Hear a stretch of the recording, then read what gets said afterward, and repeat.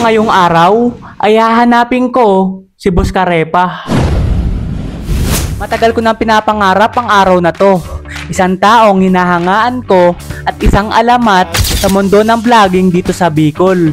At sa kanyang husay sa pagpapatawa, inapasaya niya tayo sa panahong kailangan natin ng kasiyahan. At yun ang panahon ng pandemya. At ngayon ay matutupad na ang pangarap na makilala siya ng personal. Pero hindi lang ito isa bastang pagkikita dahil may 3 goal ako na kailangan kong magawa. Una ay kailangan ko muna siyang hanapin dito sa Bicol. Hindi ko kabisado ang lugar pero susubukan kong mag-ikot at magtanong-tanong.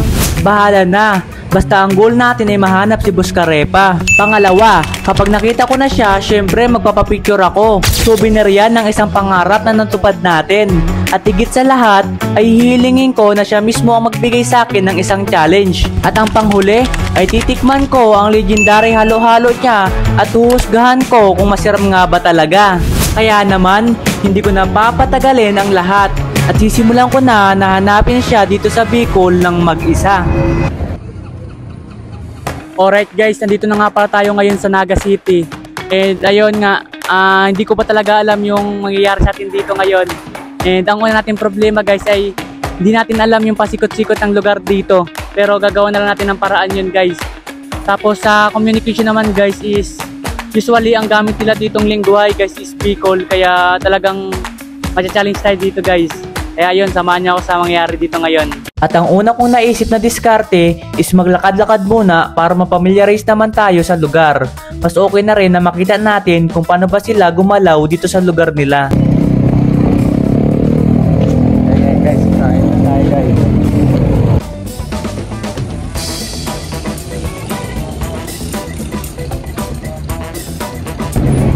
So ayun guys, maglalakad-lakad muna tayo dito. Lilibutin muna natin tong Naga. Tingnan natin kung ano mga magagawa natin dito guys. Tara, let's go. Init guys.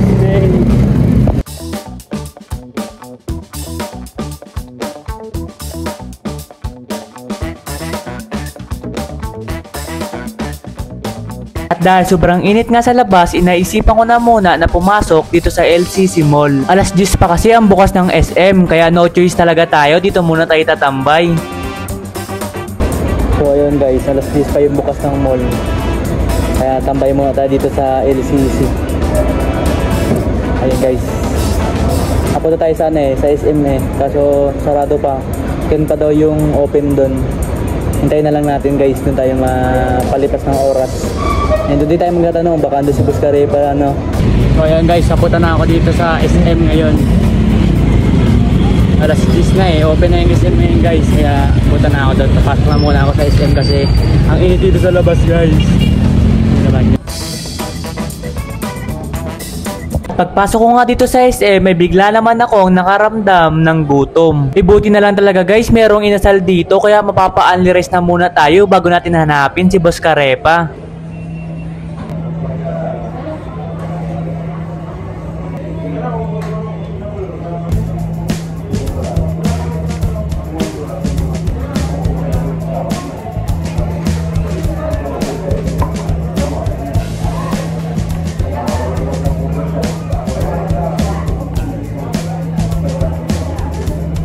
After ko ang kumain, naglakad-lakad na muna ako at bigla naman akong napadaan dito sa bilihan ng ticket sa sine. Pero mas pinili ko na maglaro na lang muna dito.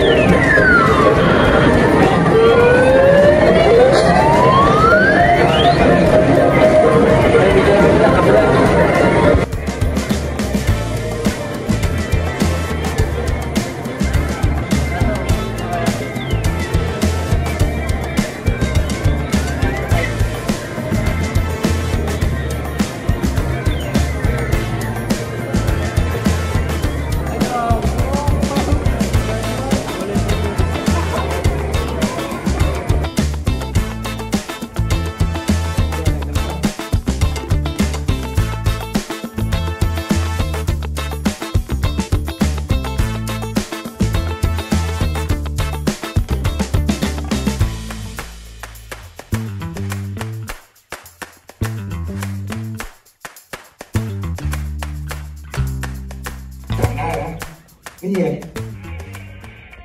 At paglabas ko sa mall ay bigla akong naalala na may mission pa pala ako na dapat gawin. At sa time na to, wala pa rin akong saktong idea kung nasan nga ba talaga ang saktong lokasyon niya. Pero bago ang lahat, dumaan na muna ako sa simbahan. Kailangan ko kasi ng lakas ng loob kasi sa totoo lang, parang nawawalan na ako ng pag-asa na makikita ko pa si Boss Carepa. Pero kumapit pa rin ako sa paniniwala kasi hanggat di pa tapos ang misyon ay meron pang pag-asang magtagumpay.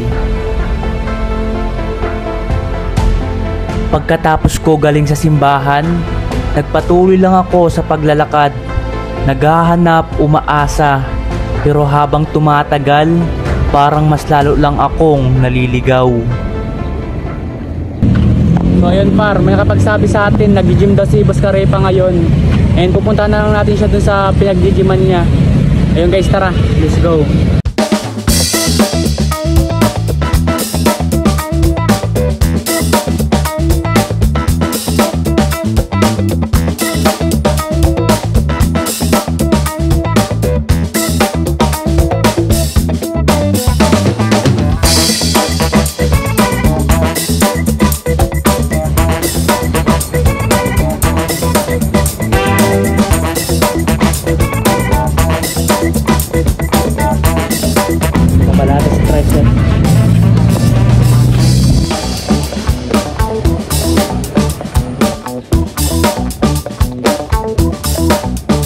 Guys, magkaya tayo president guys.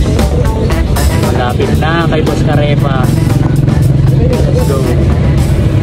Alright guys, sa wakas nakapunta tayo dito ngayon kung saan nag-gym si Boss Carepa. Dito lang yun guys, oh. Itong building na to guys, dyan nag-gym si Boss Carepa. And nakita ko na rin yung pick up niya guys. Hindi ko lang alam kung nandyan ba siya. Ayun, nakakaya pa pumasok guys. Pero sana andyan siya guys para makita na natin siya. Let's go. Sana andyan siya guys para makita na natin siya sa personal. Grabe, idol. Idol ko to guys.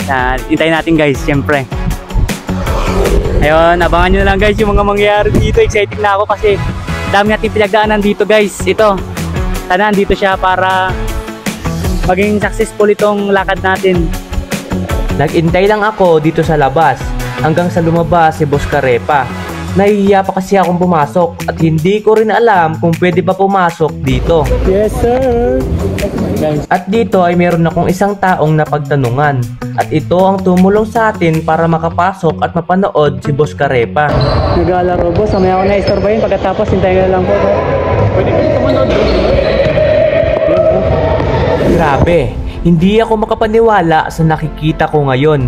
Parang kanina lang, nasa bahay lang tayo tapos ngayon, kita na natin ang taong hinahangaan natin ng sobra. At hindi lang yan, mapapanood pa natin kung paano siya maglaro sa sports na kinahihiligan niya, ang basketball.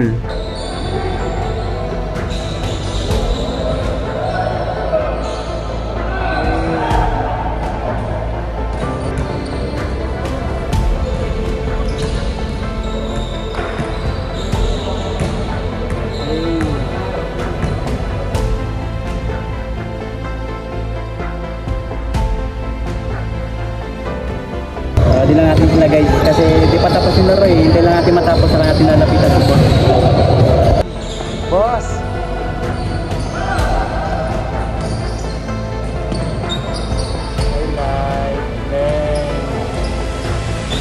At sa time na to, nahihiya pa talaga akong lumapit. Pero nilakasan ko na ang loob ko kasi ang pangarap ko na makita siya ay nandito na. At grabe dahil andito din pala si Papa Tantan. Syempre si Boss Carepa.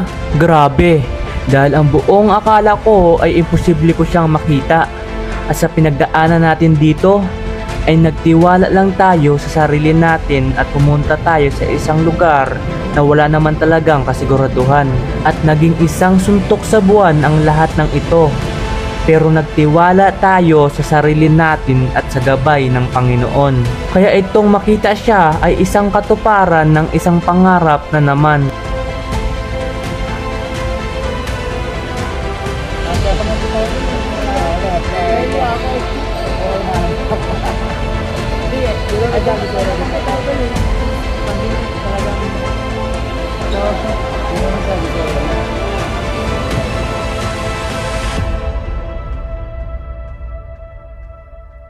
para sa pangalawa nating misyon ay kailangan natin magpa-picture at magpa-challenge sa kanya. Pero i-message na lang daw niya kung anong challenge ang ipapagawa niya sa atin. At yun ang aabangan natin.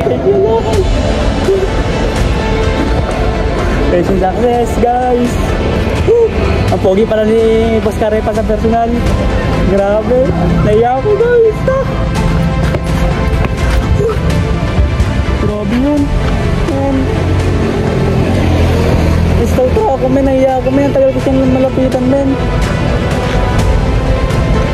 Boss, thank you, bossing. Mauwi na ako, bossing. Titignan ko naman ang iyong Kuya Boy halo-halo. Let's go.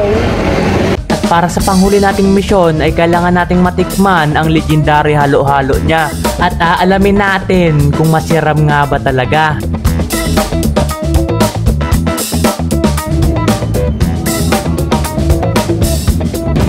Mission bago umuwi. Let's go.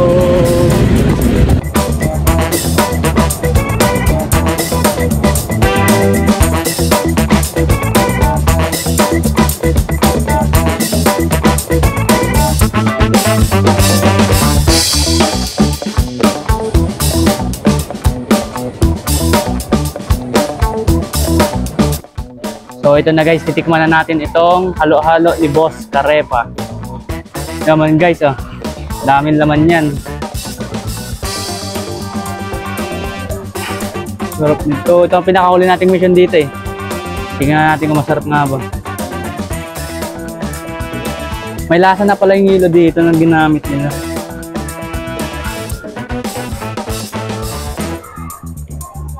Sarap guys. Creamy guys. Hindi na ako nag-halo-halo sa inasal kanina kasi titikman ko nga itong halo-halo ni Boss Carepa. Kuya Boy, halo-halo.